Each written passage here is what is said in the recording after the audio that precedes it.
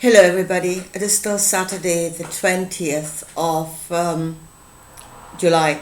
Now this is my second video for today and I'm referring to the one before, so if you haven't watched it, please go to my channel and that it is the one before this one. Because something just occurred to me. You know, quite often it does. I speak these things and then it only comes to me afterwards, you know, what I had actually been saying. So this happened today. Now, I want to tell you what occurred to me. Now, let me just quickly recap, yeah? What I was talking about, the gods or the godly ones, which are in the top of the pyramid, yeah? And the pyramid is detached from the lower beds. And that they, the ones in the top of the pyramid, are, God is the intention. In spiritual terms, God is the intention. So they are the embodiment of the intention, yeah? And they will reason. This is actually the head part of this entire structure. They will reason through the information they receive from the bottom of the pyramid, you know, what would serve the intention. Yeah? Right. Now, they are, as I said, they are detached from the body, so to speak, and they are detached from their emotions. They are pure reason. It is the pure enlightened reason. Yeah? And I would say I call that being in the state of Sophia. In the Gnostic texts, it was Sophia that created Yaldabaoth, the abomination. Because she was pure reason, wisdom, but at its head wisdom. Yeah? And calculation. She was wisdom of foresight, but foresight out of calculation. And she creates abominations. And really, reason by itself is a state of a psychopath. And really, Sophia, you know, people going around, oh, the Earth's mother and how beautiful. No, she's a cold, calculating bitch. That's all she is. A cold, calculating bitch, void of emotion, because that would be her husband. The knowledge of the lower nature, the emotional knowledge. So that's what we're looking at in the top of the pyramid. Now, I was talking about the ones, and that is the servants of God, the angels, the angelic ones, so angelic beings. Angels being the emotions on which we receive our information, the bringers of knowledge, the guides, also the givers of energy, of strength. Yeah? So I said those that are in the structure that is in this world right now, and they are kind of identifying themselves as the one-eyed people, because they are on just one energy. Most of them, that's what I'm seeing. They're either driven on greed or on vanity or on lust. Yeah? And they're all doing something that serves.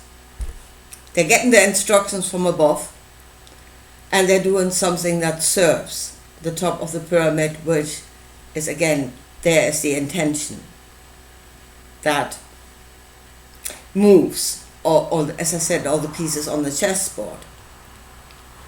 Now, those that are on just one emotional knowing, yeah, and then they are not emotionally intelligent, because if you have only one energy, you cannot reason.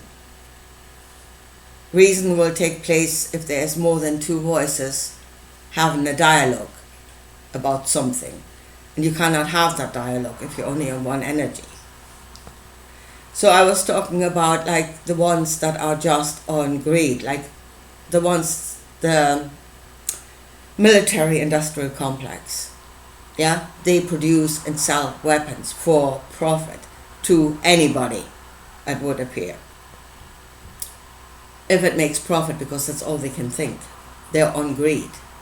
And I said they cannot reason, they do not think about the outcomes that it produces, the suffering that these weapons will inevitably create when they're being used. But you see, in order to think about that, you would have to have compassion. You would have knowledge brought to you on the energy of compassion. And as I said, they are only on one energy. So they cannot actually think outside of that narrow band. And it is a narrow band of energy that they're on. I said before and I say it again, Jesus was the same. He was only on compassion. And in the story, there was another voice that was trying to talk to him, the one that they called Satan in the story, which was fear, which was the knowledge of danger. And again, he would not listen. He would not have another voice, another knowledge, speaking to him, warning him. And I was trying to warn him, I was trying to save him, and he would not listen. Yeah? I'm only on the one energy. Yeah? And I'm enlightened to the knowledge on that energy, and I will listen to nothing else. As I said, Satan was trying to save him. He was trying to tell him that he was in danger. And the danger was to his own life, because Jesus was on a complete path of self-destruction. But, as I said, he would not listen. So, okay, so then you have, as I said, the top of the pyramid, the knowledge of the intention that is pulling the strings of the ones that are only on one energy. See, the energy is the angel, the one that becomes completely, the fullness of the energy is then an angelic being. And those at the top of the pyramid are godly beings. God being the intention and they are the fullness of it, so they are godly beings. So what came to me is, when I thought about all of this, was David Icke. And what he was saying about, well, first of all, okay, he's talking about the spider in the web, yeah? Right. Let me just show you something. If you think about a spider web with, let's say, 4 strings, I'm just trying to very quickly draw that down here, and then there's the strings that go along the sides, connecting. Right. So, hold on, if I can put it there. Right. So if that is the web, yeah, that David Icke is talking about. Now, if you imagine you take your fingers and you grab on to the, where are we there, center of the web and pull it up so that the 4 strings fall to the side. This is actually the view of a 4-sided pyramid from the top.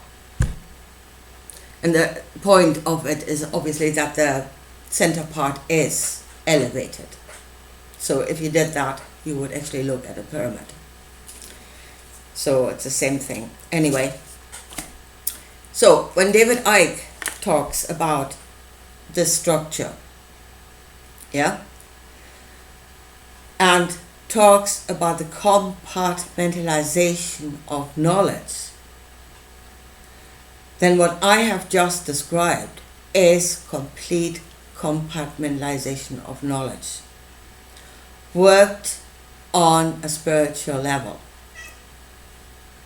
worked the way of manipulating the energies of people so that they're emotional, knowing that they're actually only on a narrow band and each is on a different narrow band. And thereby the knowledge would be completely compartmentalized, and the ones in the top of the pyramid are detached from the emotional knowledge altogether. They only get the information and knowledge that has been found, that has been known through on those various pathways, and no emotions attached. So they are just working purely with the information. That is then the ultimate compartmentalization of knowledge. And that is what just came to me. So as I said, if you want to listen more to this, I made a video before, but this is just something that came to me and I thought I should say it as an add-on. Anyway, yeah, I leave it at that for today, and I talk to you again soon. Bye.